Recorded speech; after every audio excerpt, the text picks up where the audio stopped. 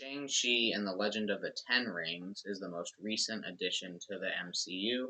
I was able to catch it Thursday night, but immediately I went on a trip, so I wasn't able to review it until now, and I apologize for that. This movie has been getting a ton of praise on social media. A lot of people have just absolutely loved it. It's been doing really great at the box office given the circumstances. So was I a big fan of it? I'll talk about that right in a sec. First of all, I think the action in this movie is excellent. Probably, arguably, the best action in the MCU. Just very well choreographed, very well shot, reminiscent of Jackie Chan movies, which was great.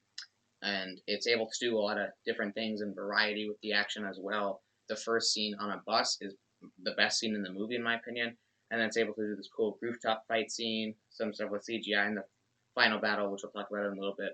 But it doesn't just do one thing; it changes the format up a lot. And even with the CGI, which is a very over computer generated, the choreography is still as good. And just like Black Panther, this movie explores a different side of the MCU. We're being introduced to completely new characters and locations, and I appreciate that. And I thought Shang-Chi was a decent character. I mean, he's not, I don't think, one of the top tier MCU characters yet, but I thought he was good. I thought Simu Liu fit the role very well, and I'm excited to see him in future movies and eventually, I guess, join the Avengers.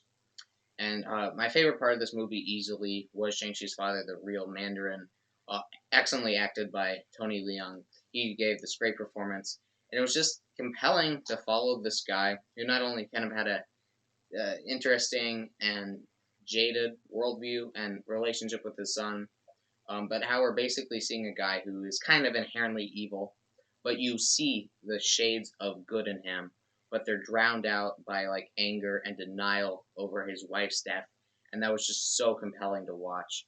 Um, so that was for me the best part of the movie, and for a lot of people was that dynamic of a father and son, which we haven't seen a lot in the Marvel movies. And just like overall, I think this movie is very competently made. The director, Destin Daniel Cretton, he actually directed a movie called Just Mercy a couple years ago. It's this crime drama, and it's one of my favorite movies of the past couple years. So one of the things I was most excited for going into this was he would be directing it, and he did a great job. And as well, all around, I think it's well acted. Even the characters I didn't like as much, I thought gave good performances. And overall, it's just a competently made movie. And it is the first Asian-led superhero movie, and I appreciate that. And a little small positive, they bring back Trevor Slattery from Iron Man 3 and talk about the fake Mandarin. And he was just a welcome appearance. I thought Ben Kingsley was great and nice to see him one more time. And he was the only good comic relief in the movie. But however, this is a movie that was much more mixed on than I actually expected.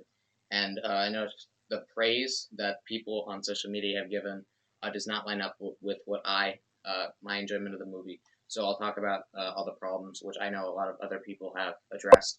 But the humor does not work. This movie is not funny. The jokes average from being just like, oh, that's, I don't know, I guess that's attempt at comedy, to just like like, it's incredibly cringy, unnecessarily cringy jokes. And Aquafina, who delivers most of the comedy in this movie, just wasn't funny. I don't think she fit the role very well. She didn't service the tone or the story. I didn't feel like she needed to be there. I think the movie would have been much better if she hadn't been there. She just really wasn't funny. And the one of the pitches going into this movie was that the action would be great, which it is. I think is very well choreographed. But I wanted to see something the MCU hasn't done before, which is this very grounded style of martial arts. But Marvel has to try incredibly hard to put a CGI third act in every single one of their movies, even when it doesn't make sense. And that's also the case here.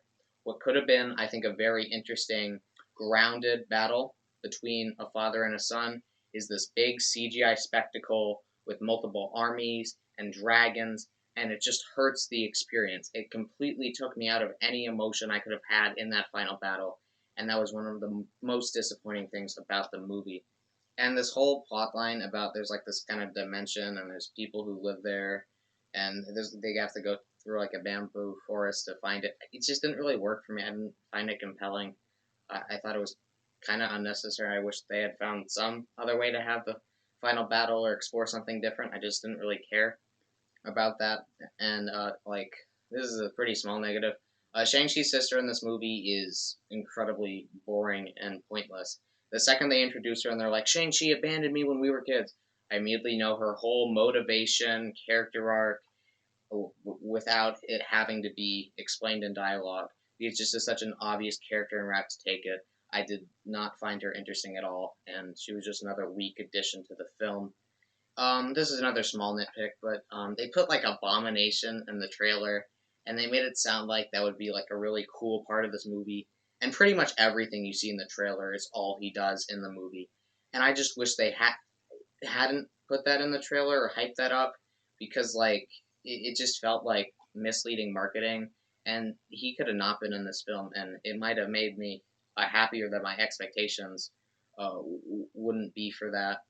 And with all the negatives I'm talking about, I think all of this undercut what could have been a top tier MCU film, just with the drama of the relationship between Shang-Chi and his father, and all of it undercut what could have been really good, in my opinion.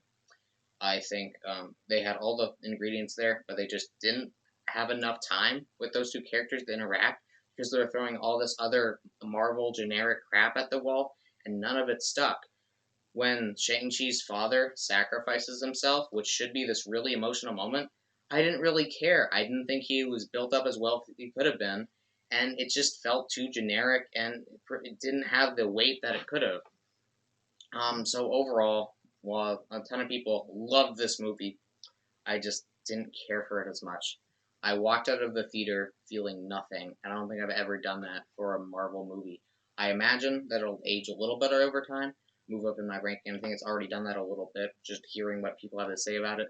But as it stands, this is probably one of my least favorite Marvel movies, in like easily the top bottom like seven or so.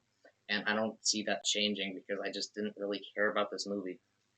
In conclusion, I thought the lows were very low and they weakened the highs. I thought this movie was a decent addition to the MCU, but it could have been a lot more. So I'm going to go with a low 7 out of 10 on this one. I have a couple more videos coming soon. I'm finishing up the Marvel Netflix reviews, and I'm already done with Punisher, so that'll come out soon. I believe Venom: Let There Be Carnage is the next video movie that I'll review. That should be coming out October 1st, which is great. They just moved it up 2 weeks because of the success of this movie, which is great. And I'll probably find some other videos to make in that time between. So just thank you so much for watching.